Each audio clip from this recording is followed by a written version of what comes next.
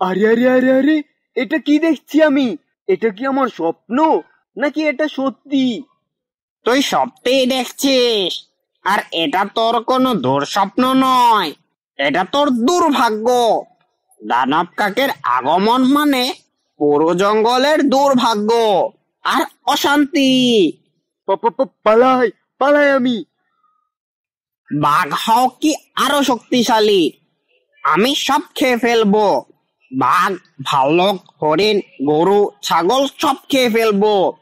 আজ থেকে এই জঙ্গল আমার, শুধুই আমার। আরে বাহ, কতগুলো জেব্রা! যাই গিয়ে খেয়ে ফেলি। খুব মজা। তবে এগুলোকে খাওয়ার আগে যারা আমার খাবার খায় তাকে আমি আগে খেয়ে ফেলি। যাই, তাদেরকে খুঁজি গিয়ে। ওই তো দেখছি চিতাবাঘ। আরে শিয়াল পণ্ডিত যে, এসো, আমার পেটে এসো। আরেকটা বাঘ দেখতে পাচ্ছি যে, যাই গিয়ে মেরে ফেলি। অনেক ইচ্ছে করছে আজ সুস্বাদু খাবার খাওয়ার জন্য। যাই গিয়ে দেখি কি পাওয়া যায়। আরে ওই তো একটা খরগোশ। শুনছো, জঙ্গলে নাকি দানব কাক এসেছে। যাকে পাচ্ছে তাকেই খেয়ে ফেলছে। আরে বলছোটা কি? কাক আবার দানব কাক হয় কিভাবে? হ্যাঁ, সত্যি বলছি আমি।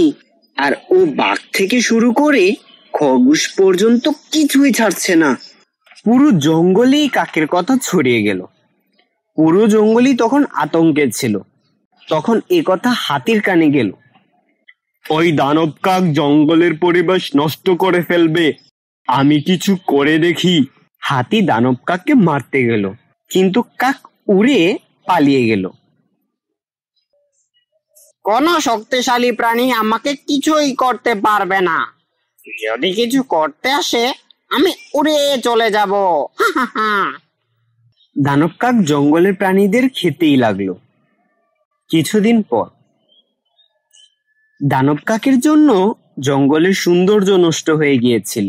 শিকারীরা শিকার করতে বেরোতে পারত না, আর তৃণভোজী প্রাণীরা ঘাস খেতে বেরোতে পারত না।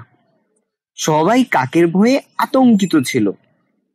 আল্লাহর কি লীলা খেলা! জঙ্গলের পরিবেশ নষ্ট করেছে দানব কাক, আর অপমান হচ্ছে আমার আর আমাদের মতো ছোট ছোট কাকের। অসভ্য কাউয়া কোথাকার! তোর মতোই একটা কাক জঙ্গলের পরিবেশটা নষ্ট করে ফেলেছে। অসভ্য কাউয়া!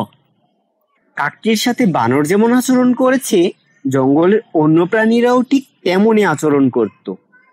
আসলে দানব কাকের জন্য সব প্রাণীরা সকল কাককে ঘৃণা করত। ওই কাকটির জন্য পুরো কাক জাতিরই বদনাম হয়ে গেল। না, ওই কাকটির কিছু একটা করতেই হবে। আইডিয়া! আমি কাকটিকে মারতে পারলে সবাই আবার আমার সাথে ভালো আচরণ করবে। কাক একটা বুদ্ধি বার করলো, আর দানব কাককে মারার ফোন দেওয়ার। কাকটি উড়ে অন্য কাকদের কাছে গেল আর তাদেরকে তার আইডিয়াটি খুলে বলল। কাকের আইডিয়া মতো সবাই দানব কাকের কাছে গেল আর গিয়ে বলল, কা কা, রাজার জয় হোক, রাজার জয় হোক। তোমরা আবার কারা? আমরা আপনার সেবক, মহারাজ কাক। হ্যাঁ, আমরা সবাই আপনার সেবা করতে চাই। আপনি জঙ্গলের রাজা হয়ে যান। আপনি যেভাবে বলবেন আমরা আপনার হয়ে সেভাবেই জঙ্গল চালাবো। আমরা প্রতিদিন আপনাকে খরগোশ, হরিণ, ছাগল ইত্যাদি সুস্বাদু শিকারের সন্ধান দিব ও ছোট শিকার নিজেই নিয়ে আসবো। ঠিক আছে, তাই হবে। আমি এবার জঙ্গলের রাজা। যাও, আমার জন্য সুস্বাদু শিকার নিয়ে এসো। কাকেরা তাকে একটা হরিণের সন্ধান দিল। আর দানব কাক গিয়ে সে হরিণটাকে শিকার করে নিয়ে এলো। কাকরাজের জয় হোক, কাকরাজের জয় হোক। কাকরাজা, আমরা আপনার জন্য কিছু পাখির ছানা মেরে নিয়ে এসেছি, নিন, খেয়ে নিন। খুব ভালো, খুব ভালো করেছো আমার সেবক, দাও আমি খাই। কাক পাখিগুলো খেতে লাগলো। আরে, আমার এমন লাগছে কেন? আমার যেমন কেমন কেমন লাগছে। আমি অনেক দুর্বল মনে করছি কেন?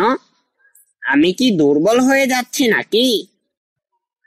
বিষ খেলে এমনই মনে হয় বেটা শয়তান। ওই পাখিগুলোর মধ্যে, দুটো পাখির মধ্যে 4টি সাপের বিষ বিষাণু আছে, আর 4টা কোবরার বিষ খেয়ে তুই মারা গেলি। কিছু সময়ের ব্যবধানে দানব কাক মারা গেল।